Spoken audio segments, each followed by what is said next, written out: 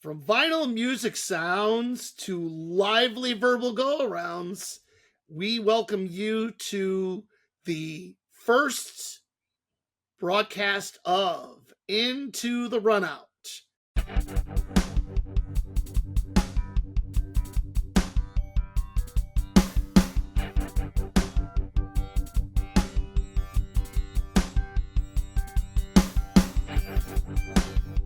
I'm Tony, and to my right is John, and we're venturing into this wonderful partnership.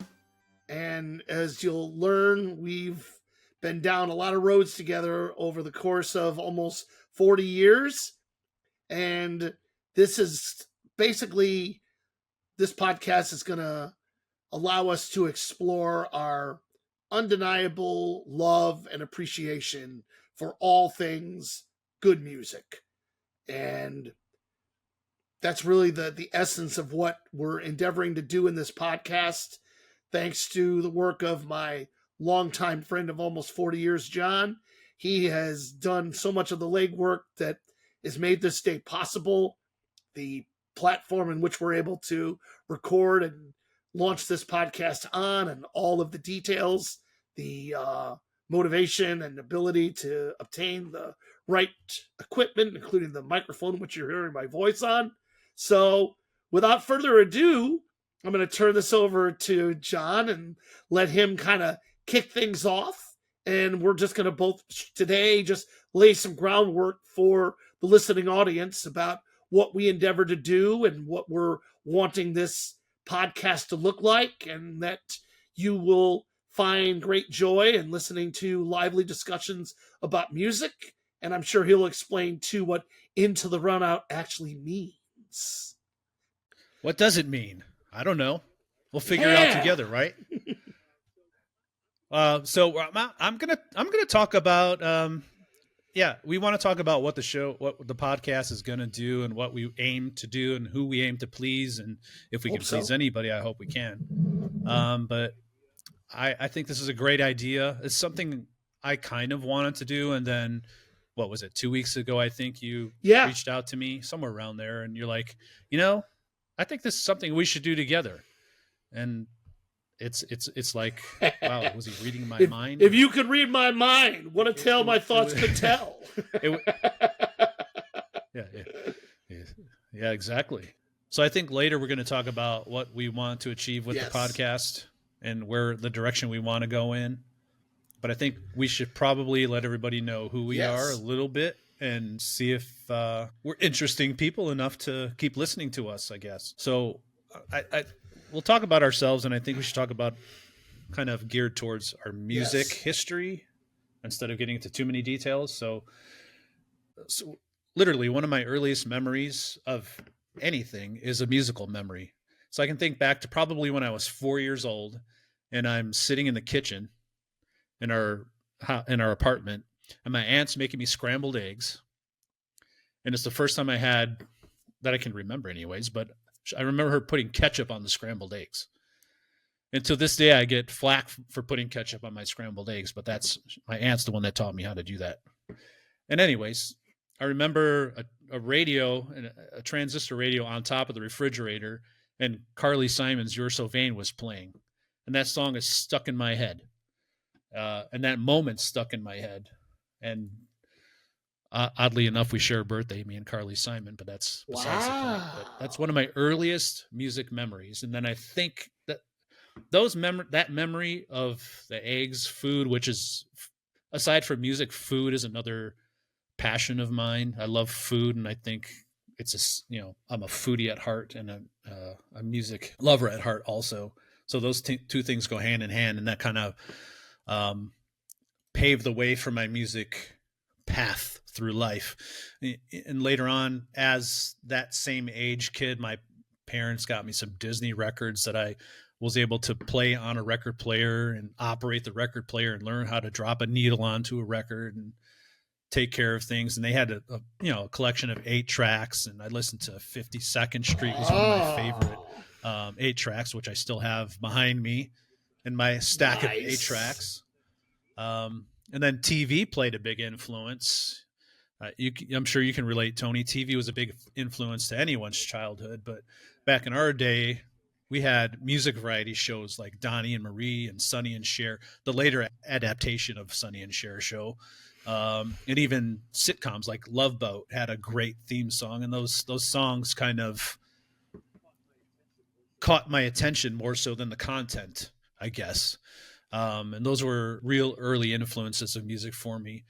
As far as genres of music, my first favorite genre was disco, just because of, obviously the time I was born. My parents had a lot of disco records. So I listened to those a lot. And then my mom kind of was a collector of 45 records. And she had a copy of the Stars on Oh 45 compilation where they would mix popular songs. And the particular one she had was a mix of Beatles songs. So that was my first taste of Beatles, was disco Beatles, I guess you could call it, which probably isn't a great way to be introduced to the Beatles, but that's how I first got turned on to the Beatles. And you can see I'm wearing a Beatles shirt now. So it continues on. My first personal album that I wanted and my parents purchased for me, because I obviously didn't have a job in the early 80s, was the Thriller album, Michael Jackson's Thriller album. And I played that until I wore the grooves out on that record. I could talk about influences. I love the Eagles, Doobie Brothers. When I was a kid, my dad had those records, so I played those a lot too. I played my parents' records a lot.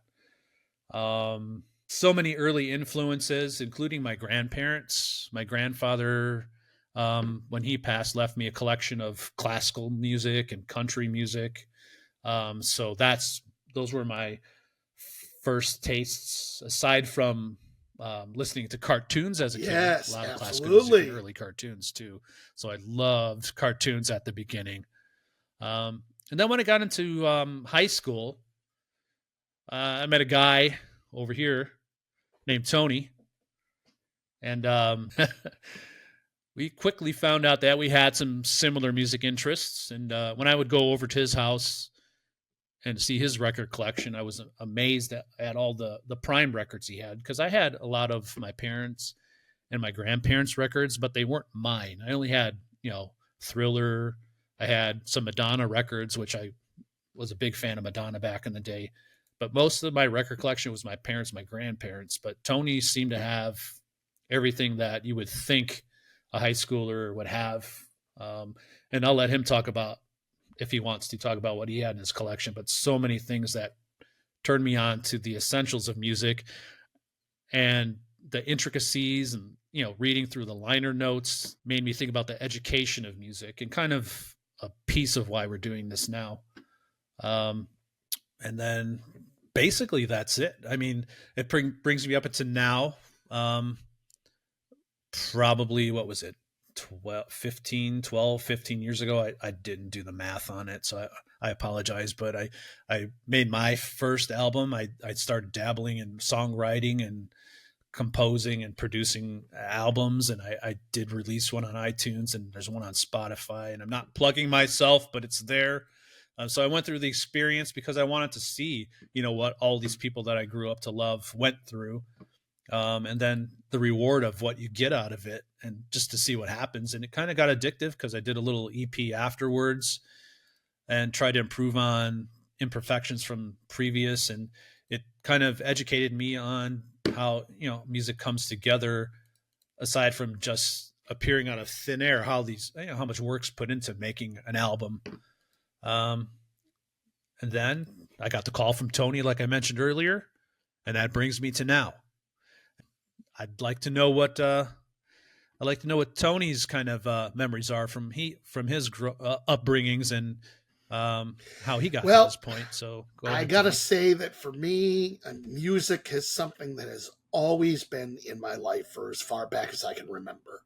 There was a point in my childhood where a neighbor from across the street, who was one of the ones who served as our supervisors, shall you say, when we were latchkey kids, because mom and dad both worked, and we counted on neighbors Okay. to look after us and make sure that we were safe before parents would get home. And our neighbor next door was a sweet lady named Leola, who originally came from a town in central Kentucky, and our neighbors across the street were June and Carl.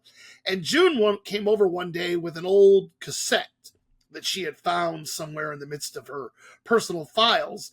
And it was a recording that she did when I was about 3 years old with her, my mother, and me. And the beginning of the tape has me singing the Jesus Loves the Little Children of the World chorus that led up to Ray Stevens' Everything is Beautiful.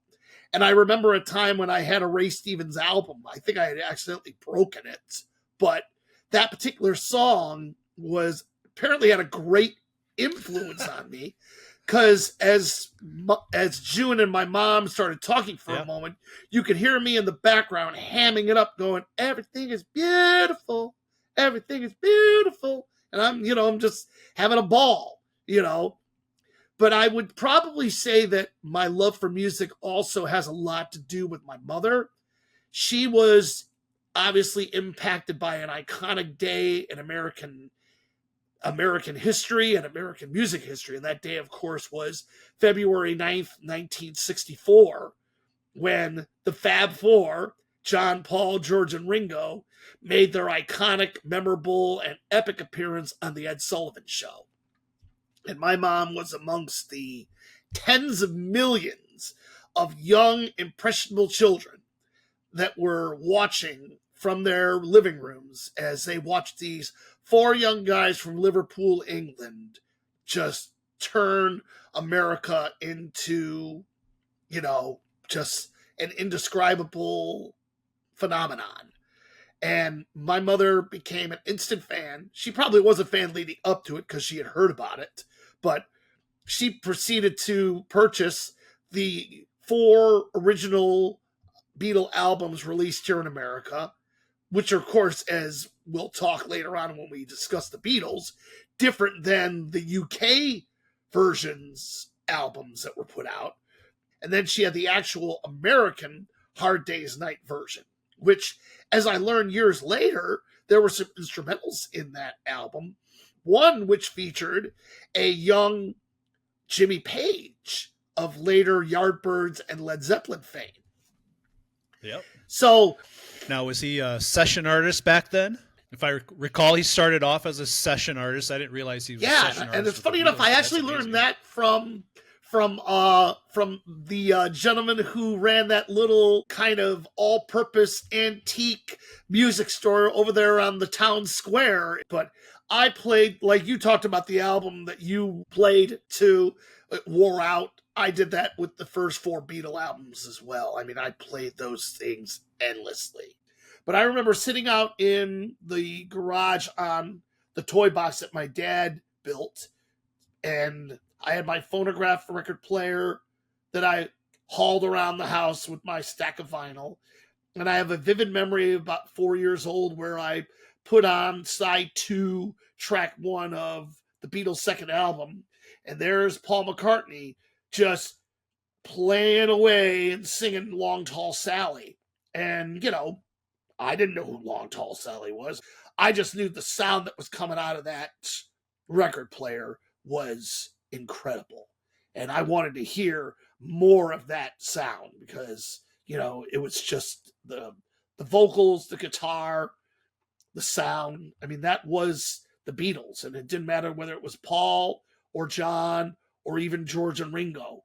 They left an indelible fingerprint and imprint on every song they recorded. And that was definitely one of the centerpieces of my musical upbringing. And of course, there were others as well. Elvis Presley was, of course, a big part. I loved listening to his music as a child and took a big liking to, of course, his iconic live albums that became part of the American experience. It was an unbridled, incredible explosion of creativity, which of course inspired greatly by the pioneers that he drew inspiration from. Your B.B. Kings and your Little Richards and your Chuck Berrys and individuals who laid that groundwork for what a lot of our musical, love derives from, music from the South that honestly didn't get the play it deserved, because it certainly was based on a culture that where there was segregation and restrictions in one's ability to express himself on a national level musically. But thank God for those pioneers that developed that sound that was able to at least be brought into the national landscape and discovered by young, impressionable kids like ourselves. We were able to sit there and spend hours and hours listening. Along the way, there were certainly other albums that I remember listening intently to. I was very fortunate to have a copy of Live from the Whiskey A Go-Go, Johnny Rivers. So what were you listening to after Johnny Rivers? You're getting into high school years, I assume.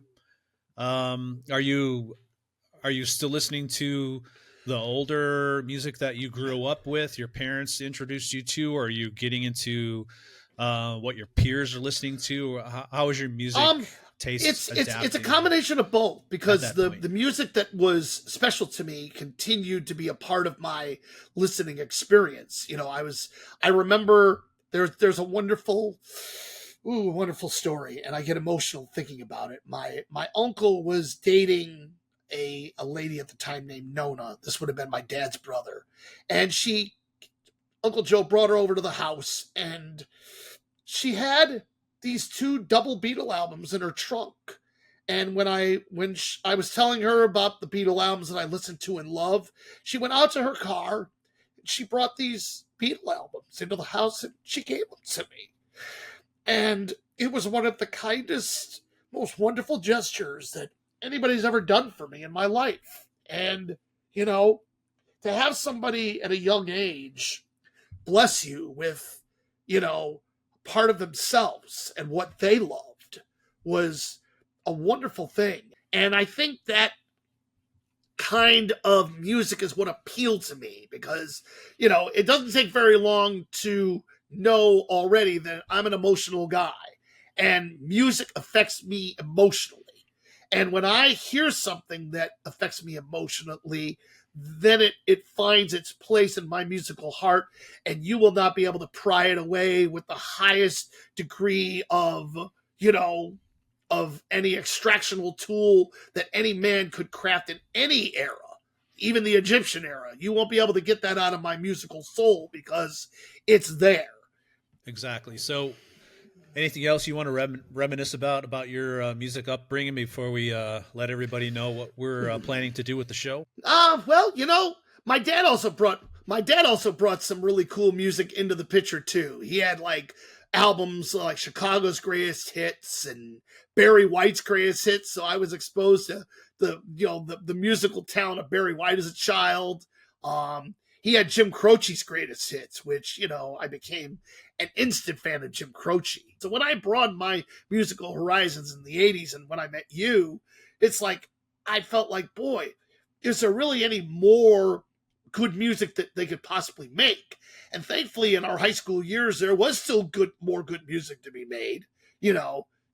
Great artists were still making good albums, and there were still super groups to be born. It's kind of where I kind of drew the brakes in a lot of ways, but it isn't that I haven't been able to find some good music in the last 35 years, but because I'm a nostalgic, sentimental old sap who now sits very comfortably in my early 50s, happily saying that the music that has made up my life up until a certain age would be able to carry me through 10 lifetimes or more. I certainly can draw on those experiences and expound on those, because again, like with you, and me and so many of us that music touches, it's what reaches us deep in our soul.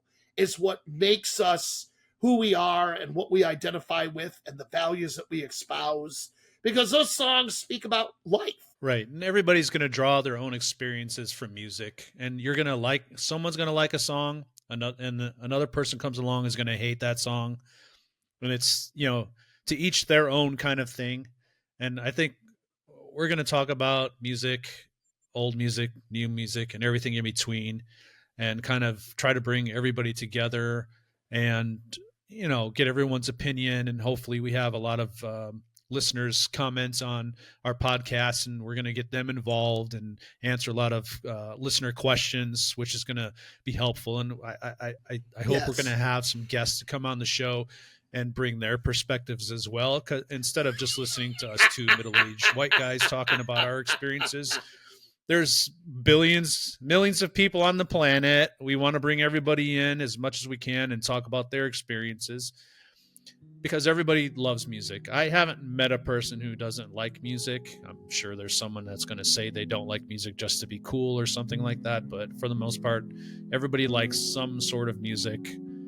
And what you like is up to you. It's not up to me to decide what kind of music you like. It's not really up to me to decide what music is good and what isn't. It's what I like and what I prefer not to listen to. Sure, everyone's like that. But I will never be a person that says there's a bad song. I hate that song. I just don't like that song. I won't listen to that song. But for the most part, I like all music. So I hope that's going to be kind of the core of how our podcast moves forward. So we do have a lot of, me and Tony have talked about a lot of ideas that we both kind of put together about topics of the show, of the podcast, different episodes with different topics for each episode.